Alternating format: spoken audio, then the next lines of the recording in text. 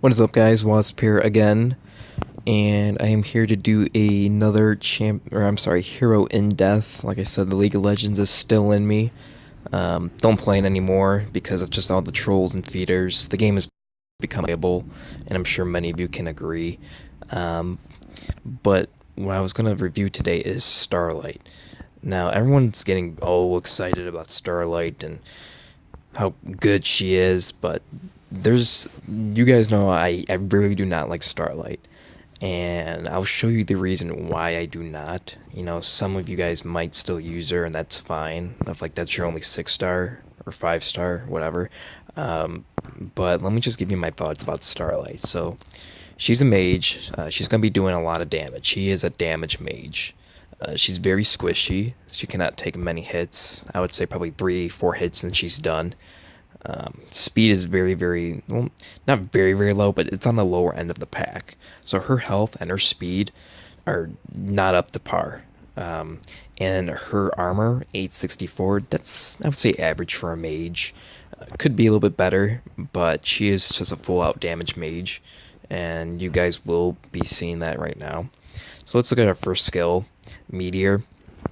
Deals 120% of her attack against backline enemies and has 60% chance to stun warrior foes for 2 rounds. So she's going to get a little bit of a boost from her attack with using Meteor. It's 100%, 120% of her attack.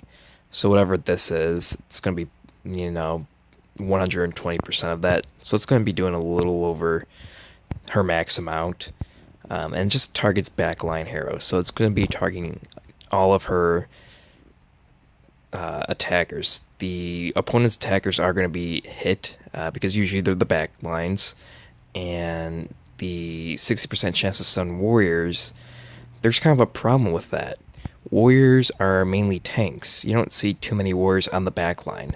So this stun is not going to be doing, nothing really, because the warriors are usually in the front line tanking up and sponging up the damage for the mages and rangers and assassins doing the damage from the back line.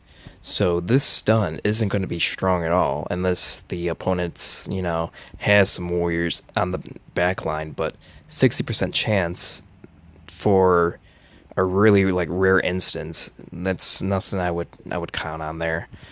So that's 60% chance, especially like in high level play too. You never see warriors really in the back line. So I really do not like this skill. It does target backline, which I do like. I like targeting the backline, get their damage dealers out of there so everyone else is safe for me to kind of just wear down their tanks. But no, this is not something I would recommend. In pairing strike, attack reduces the target's armor break by 17% for 3 rounds. So every time she attacks, the target's armor break, it gets reduced. So when they try to attack you and they try to pierce through your armor, that's not really going to be working as much because their chance of that is lowered by 17%. So your armor is going to be more in play. So your tanks, their armor is going to be more relevant because their armor break is much less. So your guys are going to be more tankier because of this, but it's only by 17%, and it's only temporary for 3 rounds. So you're barely going to notice a difference with this. It does play some effect, but really it doesn't do much. Basically, it just lowers not really lower their attack. Their attack stays the same, but it's just they're not going to be breaking through more armor than they usually would. So this is something, I used Starlight before and I got rid of her, but this is very, not existent. I barely notice a difference when I use this. Forest Song. Now, this is, I would say, is a good skill. Increases attack by 30%, which is kind of a lot for a stat boosting skill. And 30% crit chance. So she's going to be critting a lot, just based off of this skill right here. Increasing 30% crit. I would love that. Any attacking champ would, just because crits are so strong right now. So boosting attack and crit, that's a good combo right there. I like attack and I like crit. They're like bread and butter together. But yeah, no, this is, I would say, really, It's above average. I wouldn't say it's OP. It's above average. Um, Kind of boosts the meteor. So I got spiritual attunement. Spiritual attunement. Let's go with that. So it gains 30% skill damage for each killed enemy hero. This, in my opinion, is useless because of the fact when it's 30% skill damage, so it's pretty strong. 30% for every killed hero. Sounds good on paper, but for this to actually, make a difference and for this to be actually good, you gotta kill a lot of heroes. And when you kill a lot of heroes and they only have like one or two remaining, you basically already won the game right there. So this is not, you don't need this because you already won the game if you taken down, quite a few heroes for this to gain a big boost. Um, so, let's say I took down four heroes, let's say, so that's a 120% boost for skill damage. So they only have two more heroes remaining. I'm only going to get the benefit of this for, one or two turns when I already won the game because they only have two heroes left. And once you get that low to heroes, the game's basically done for unless it's like a 2-on-2 or, like a 2-on-1. But this, yeah, I wouldn't recommend this. This thing is just poorly designed. Like, why would it send warriors? I mean, warriors are tanks. They're meant to be in the front line. And this only targets backline enemies. Um, so yeah, no, I don't like this.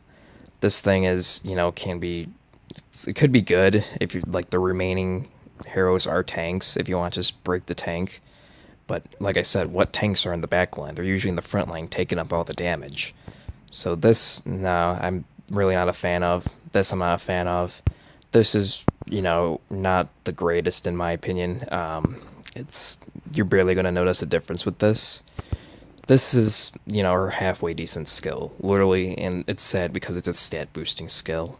And usually stat boosting skills aren't meant to be, their best skill. They're just supposed to boost you so these things get stronger. But these things don't work well together. She doesn't synergize well with really any team. Like I said, I really, wouldn't want to get her, and I don't want her, and I get her all the time. There's a reason why they're, giving her away for free. Might as well get that before I forget. There's a reason why they're giving her away for free. Now, it's good if you don't have any 6 stars or 5 stars, it can be useful. But, yeah, where is she?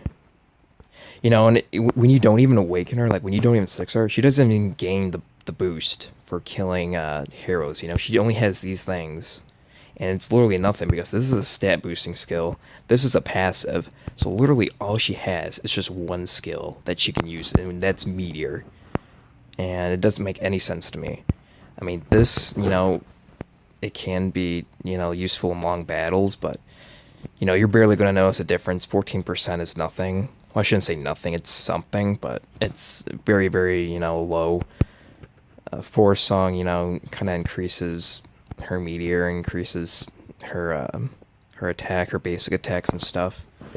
But yeah, she doesn't even have a fourth skill. And if you look at any other 5 stars, well, this one doesn't, but he's not good at all either. Yeah. All these guys don't have 6-star forms. So for, Kargath, he doesn't have a 6-star form. She doesn't have a 6-star form. Ent Older doesn't have a 6-star form. Notice all these guys don't have 6-star forms.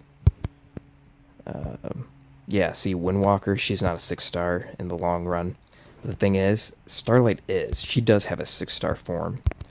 And she doesn't have a 4th skill, so that should say something to you. Would not recommend her. If you had a choice between any other 6-star, I would choose that over her. The only 6-star I would say that is not the greatest either. Like Starlight, like I can't even think of one. I would say probably the least impactful. I wouldn't say the worst, but I would say the least impactful would be ODO1. Just because, his attacks aren't, he's not threatening, I'll do an in-depth of this guy in the future, but he's not threatening either. There are going to be, 5 stars and 6 stars that, they're not the greatest compared to, some others. They get outclassed. But I just wanted to clear up Starlight because everyone's telling me to build a Starlight and all this stuff, but all you guys know, I don't like Starlight for these reasons. If you do get her, that's fine, though. If you choose to build her, that's fine, too. But just know what you're getting yourself into. But I just wanted to clear that up. So, anyway, thanks for watching.